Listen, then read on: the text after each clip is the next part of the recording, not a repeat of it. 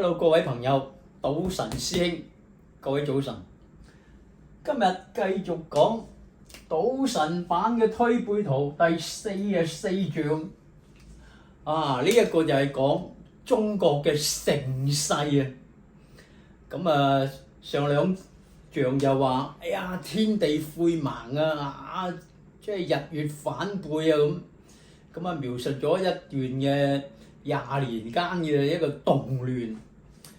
咁而家講中國去到盛世咧，點樣盛世咧？嗱，喺呢個1982年，鄧小平同志南巡之後咧，佢講啦，佢話邊個唔開放，邊個落台。哇！一講完之後咧，唔好理佢姓社姓支，總言之白貓黑貓，捉到老鼠嘅就係好貓咁。哇！突然間成個中國開放，犀利啦！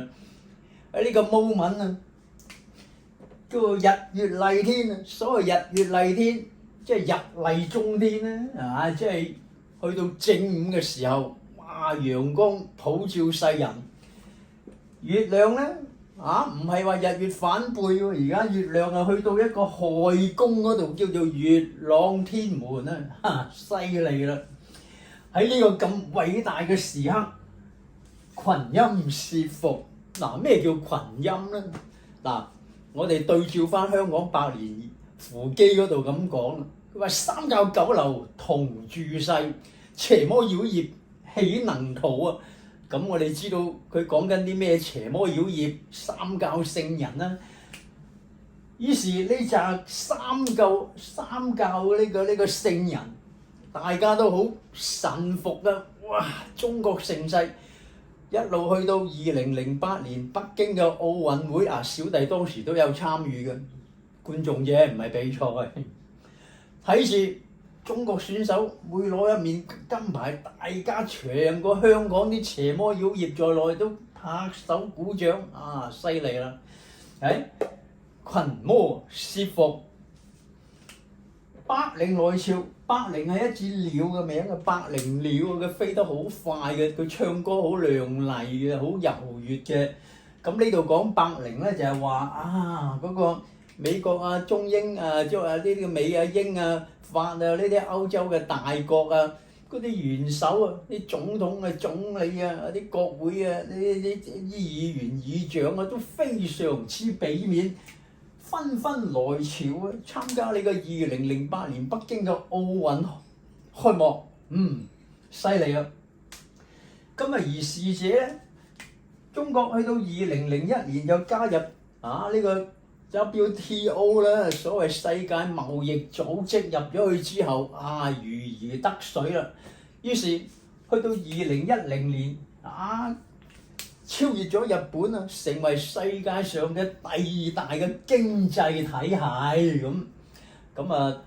當時咧有個盛事啦，2015年11月中國嘅國力咧嘅盛世咧幾乎就去到高峰㗎啦。當時2012、13到習主席就上台，台灣中華民國嗰邊嘅國民黨主席馬英九主席兩個大家一齊喺新加坡會談呢一個即係歷史嘅一個時刻啦。咁呢個盛世啦，雙羽四足大家都明啦，雙羽就指個習啦，四足就隻馬嘅四隻腳啦。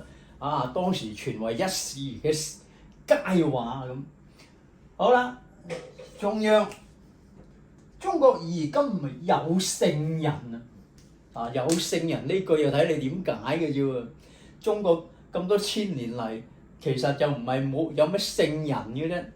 最開始就孔子啦，孔聖，跟住嚟個孟子就孟聖，之後都好多叻人啦你好難講話邊個係聖人，好似都冇聖人啦。有一個武聖叫做關公。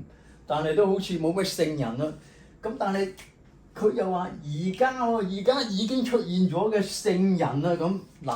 大家估都估到係邊個啦。好，呢個聖人咧，雖非豪傑也周成。你睇下我嘅解釋又係點樣？嗱，所謂成者為王，就敗者為寇。嗱，我哋以呢個明朝末年嘅時候，呢個張獻忠啊、李自成啊，咁佢哋攻入大明嗰個皇宮裏邊即係攻咗入去，咁結果兩個都做唔到皇帝喎，咁叫做流寇啦，叫做做唔成皇帝啊，都係豪傑，不過係流寇，人哋就話李賊、闖賊，即係咁樣咁你做唔到豪傑嘅時候就會做周成啦，即係周成係周文王、周武王嘅仔啦，叫做周成王，就第二代嘅皇帝啦。咁周成王咧，即係話換句話，即係好似朱元璋咁。朱元璋起兵即係反啦、作反啦但係佢作反成功啊，做咗朱元璋，做咗明朝嘅開國皇帝，咁王啦。呢啲人做唔到皇帝，咪賊咯如果你朱元璋做唔到皇帝，一樣係叫做豬賊嘅唔係皇帝咁兩面啊，睇點睇啦。好，四夷從役，稱天子嗱，呢一句就點出嚟啦。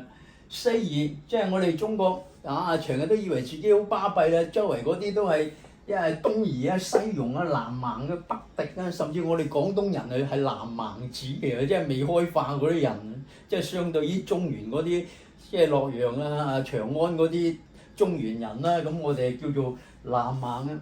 咁喺呢度意思即係話呢個奧運會開幕，四夷從役，役啊應該係即係役馬嘅役啦，即係嚟嘅啦。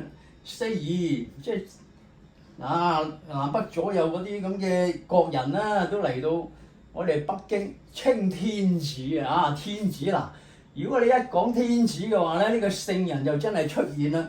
聖啊聖啦，不過唔係聖人，係聖君啊！呢樣嘢就好貼切啦。叫你做天子，咁你自己都話定於一尊啊嘛，一尊一尊就係咁噶啦。嗱個圖就畫咗出嚟嘅，呢個一尊。南面而坐跟住啲四夷帶啲弓箭，呢啲即係蠻方嘅人咧，帶住弓箭嚟朝拜呢個一尊，即係咁樣解釋咯。否極泰來，九國春。否極泰來就係即係話由經歷過一段唔好嘅嘢之後突然間日麗中天，群英攝伏，百靈來朝，咁即係等於去到一個中國嘅盛世啦。否極泰來，當時九國咧就係點咧？2001年6月份喺上海，佢成立咗一個叫做上海經濟合作會議嘅組織。咁除咗中國之外咧，仲有九國啦。九國就俄羅斯啦、哈薩克啦、呢啲吉爾吉斯啊、烏茲別克、印度、巴基斯坦啊、伊朗、白俄羅斯啊，呢啲渣咧叫九國春啊！咁當時真係好好景咁2001即係一片前途光明，咁變咗否極泰來，九國春。我嘅解釋啦，你未必同意，唔緊要，大家一齊討論。